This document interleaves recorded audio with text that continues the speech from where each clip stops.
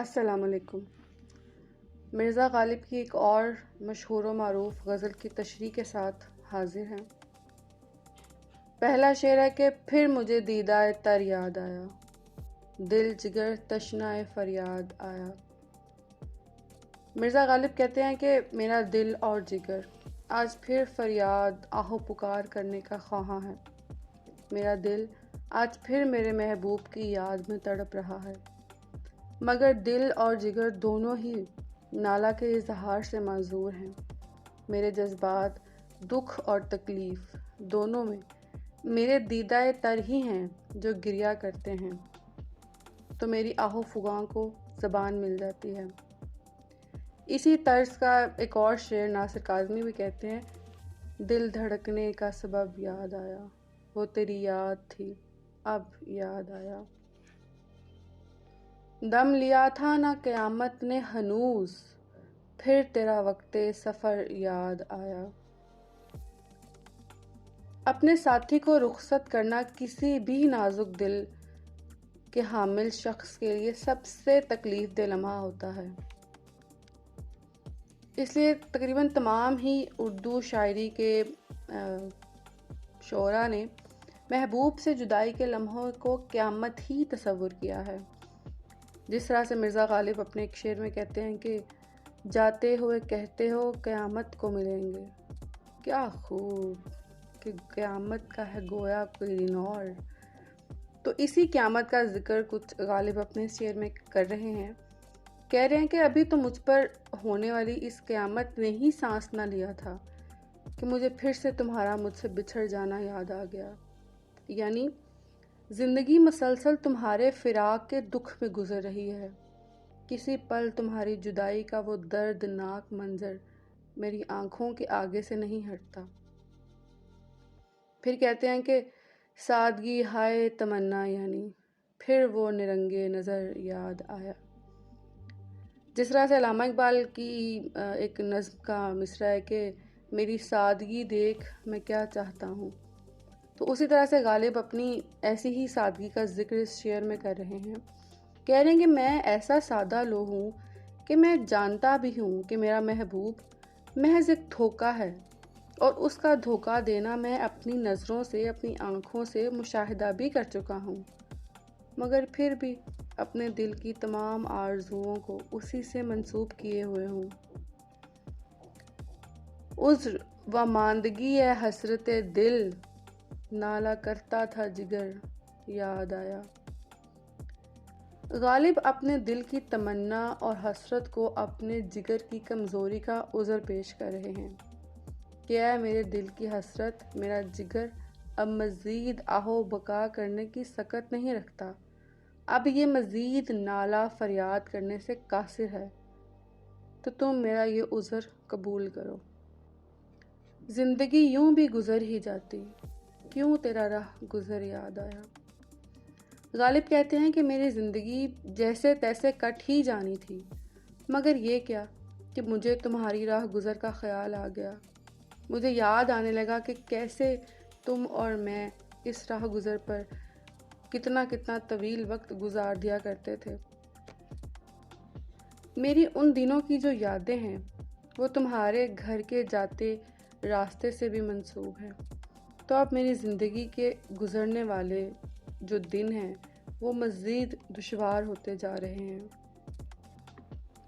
کیا ہی رضواں سے لڑائی ہوگی، گھر تیرا خلد میں گھر یاد آیا۔ کہتے ہیں کہ میں جب مر کے جنت میں چلا جاؤں گا تو وہاں بھی مجھے میرے محبوب کے گھر کی یاد ستائے گی۔ دراصل غالب اس شعر میں محبوب کے گھر کو جنت پر ترجیح دے رہے ہیں کہ جنت میں اگر مجھے تیرے گھر کی یاد آئی اور میں نے دیدار کوچہ جانا کی غرض سے جنت سے نکلنا چاہا تو یقیناً جنت کے دربان مجھ سے خفا ہوں گے۔ آہ وہ جرأت فریاد کہاں، دل سے تنگ آ کے جگر یاد آیا۔ مراد یہ ہے کہ میرا جگر باہمت اور بلند حوصلہ تھا کہ وہ میرے دکھوں پر آہو فغاں کرنے کی طاقت رکھتا تھا، مگر اب میرا جگر تو زندگی کے صدمات کے آگے ہار کر خون ہو چکا ہے، اور میرا دل ایسا نازک مزاج ہے کہ اس میں آہو فریاد کی سکت ہی نہیں ہے۔ پھر تیرے کوچے کو جاتا ہے خیال، دل گم گشتہ مگر یاد آیا۔ میرا دل جو تیرے کوچے میں کھو گیا مجھے یاد آتا ہے۔ مجھے احتمال ہے کہ میرا دل جو میرے سینے سے لاپتہ ہے، جس کی دھڑکنیں میرے باطن میں شور نہیں مچاتی، وہ تیرے ہی گھر کی گلیوں میں کہیں کھو گیا ہے۔ میرے اس نادان دل کا کوئی اور ٹھکانہ ہی نہیں تھا۔ کوئی ویرانی سی ویرانی ہے، دشت کو دیکھ کے گھر یاد آیا۔ غالب نے اپنی شاعری میں متعدد مقامات پر اپنے گھر کی ویرانی کا ذکر کیا ہے۔ اصل میں غالب کے حالات زندگی کچھ اس نہج پر پہنچ چکے تھے کہ ان کا گھر درست معنوں میں ویران ہو گیا تھا۔ مرزا کے بچوں کی پے در پہ موت، مرزا پر واجب الادا قرض، معاشی تنگ دستی نے غالب کو اپنے گھر کی ویرانی کو موضوع سخن بنانے پر آمادہ کیا۔ جس طرح سے ایک جگہ پہ کہتے ہیں کہ اگا ہے گھر میں ہر سو سبزہ، ویرانی تماشا کر، مدار اب کھودنے پہ گھاس کے لیے ہے میرے درباں کا۔ تو کہتے ہیں کہ میں جب دشت میں پہنچا تو وہاں پھیلی ویرانی اور اداسی کو دیکھ کر مجھے میرا گھر یاد آ گیا کہ ایسی ہی ویرانی میرے گھر میں محو رقصاں ہے۔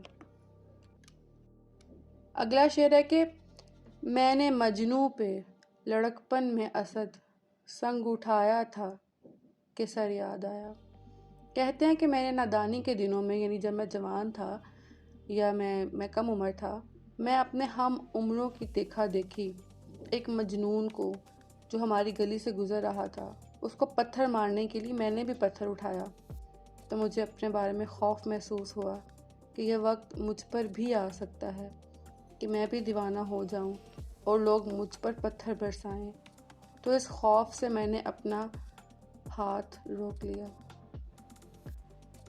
وصل میں ہجر کا ڈر یاد آیا، عین جنت میں سکر یاد آیا۔ مرزا کی زندگی کا چونکہ بیشتر حصہ تنگ دستی اور مشکل حالات میں گزرا، تو جب ان پر اچھا وقت آیا تو انہیں اپنے برے دن بھی یاد آنے لگے۔ کہتے ہیں کہ مجھے بہار کے موسم میں ہر طرف گل کھلتے دیکھ خزاں کے دن بھی یاد آتے ہیں کہ جب چمن پر ہر سو اداسی چھائی تھی۔ وصل کے دنوں میں محبوب سے جدا ہونے کا خوف ستانے لگتا ہے، اور جنت کے پرفضا ماحول میں دوزخ کی تپتی آگ میں جھلسنے والوں کا خیال آ گیا۔ یہ تھی ہماری اس غزل کی شرح۔ امید ہے آپ کو پسند آئی ہوگی۔ چینل کو سبسکرائب کر لیجئے۔ بہت شکریہ۔